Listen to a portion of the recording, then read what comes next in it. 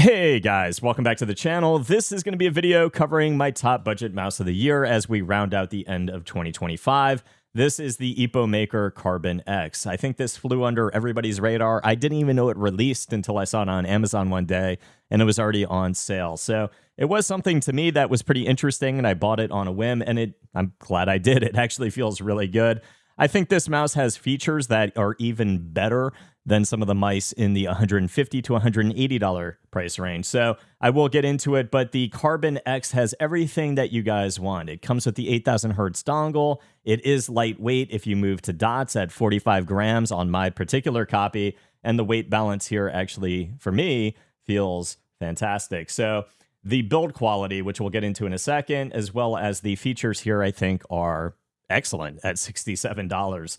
Now, the one thing that strikes me as being the most important for a budget mouse pick, or if you're going to main something and you're on a really tight budget, you want that shape to be really good. And the Epomaker Carbon X is a fantastic shape. The way I grip the mouse does feel well weight balanced. The performance, again, no issues at all. But just to show you guys how I grip the mouse, I do have a loose fingertip grip. And when I need to get a lot of inner hand maneuverability, I think the size, the shape, and the peak of the hump and the way it kind of just gradually comes forward, I do get a lot of inner hand maneuverability with this, and it's very easy with my fingertips to, at 45 grams, whip the mouse around. I can also palm it and get a little bit more palm contact and get a little bit more stability during track-heavy movements. So it is something that is, I think, very versatile for flicks as well as track-heavy games. So it's kind of just one of those shapes that's playing off very well with my grip style and kind of the hybrid grip that I have. Something that's feeling very good again in track-heavy scenarios and flicks. It, to me, is almost like a Maya X Mini. To me, it feels better than the Maya and falls just tinier than the Maya X. And I think it feels better than the Maya because when you really look at the peak of the hump, it comes up a little bit higher. So you get a little bit more palm feel. But for me, the shape of it feels like my grip width is landing a little bit wider. So it is, again, kind of like a slightly shrunken down Maya X. To me, it just feels really fantastic in the hand. Now, the build quality, you guys can see I'm pushing as hard as I can, and this thing is built like an absolute tank. I've got no flex at all. I have not tried pushing down here on the carbon, but with just a moderate amount of force, and it says Carbon X. To me, obviously, it would be a composite if it's got any carbon in there at all.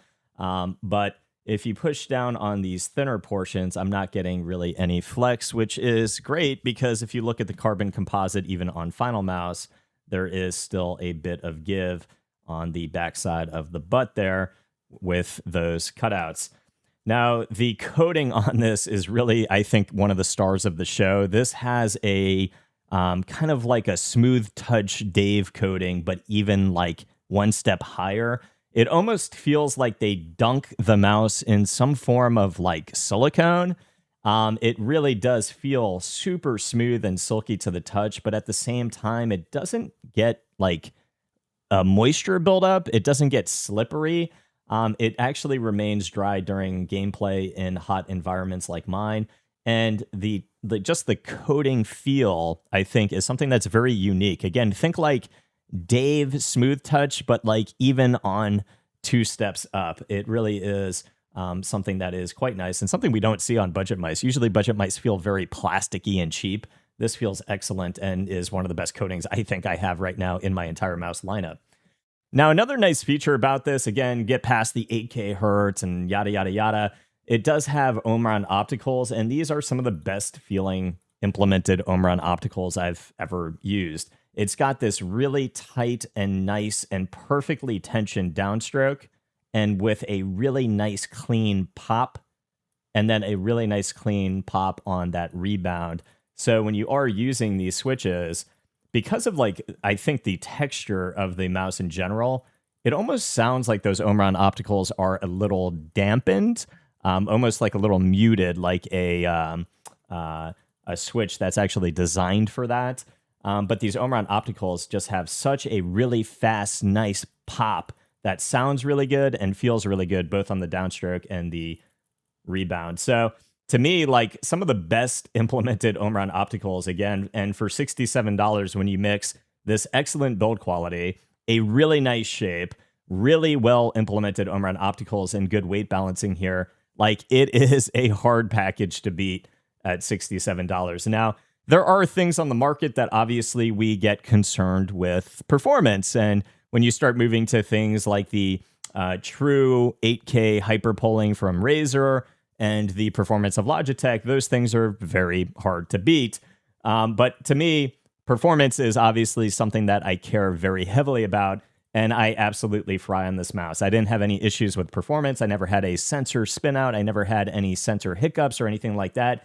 Nothing that, to me, from a humanly perceivable level, I felt the performance to be lacking in any way, shape, or form.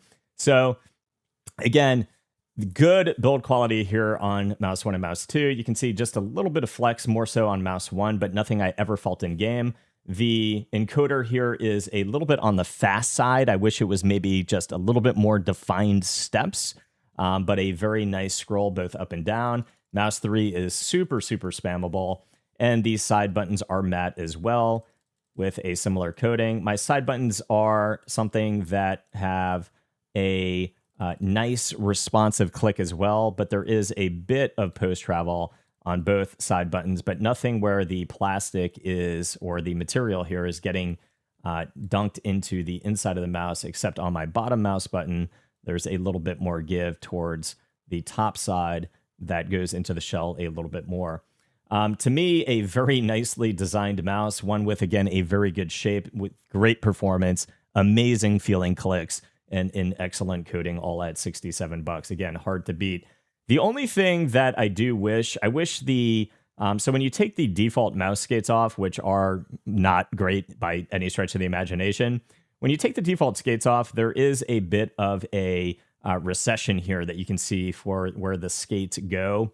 And if you are using thin dots, you might have some liftoff distance issues depending on what pad you're on. So you may need to go for thicker dots or thicker skates, or just get into the software and change some of the LOD settings. Speaking of the software, this does have a web driver that I'll show you guys now, and you can see all of the features and the pages of things that you can change in terms of settings on this particular mouse.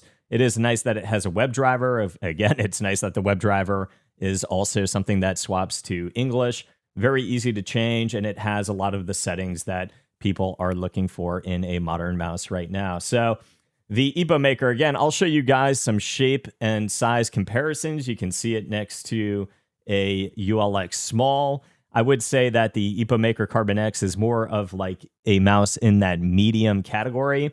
You can see it here next to a new ZA13DW Glossy, somewhat in that same similar size bracket. Obviously, the hump being more mid-centric as opposed to back-centric.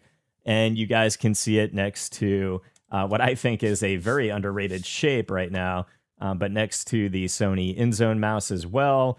Again, filling a nice spot in more of that medium category. And if you're somebody who was looking for a Maya X, I wish I still had one to be able to compare for you guys.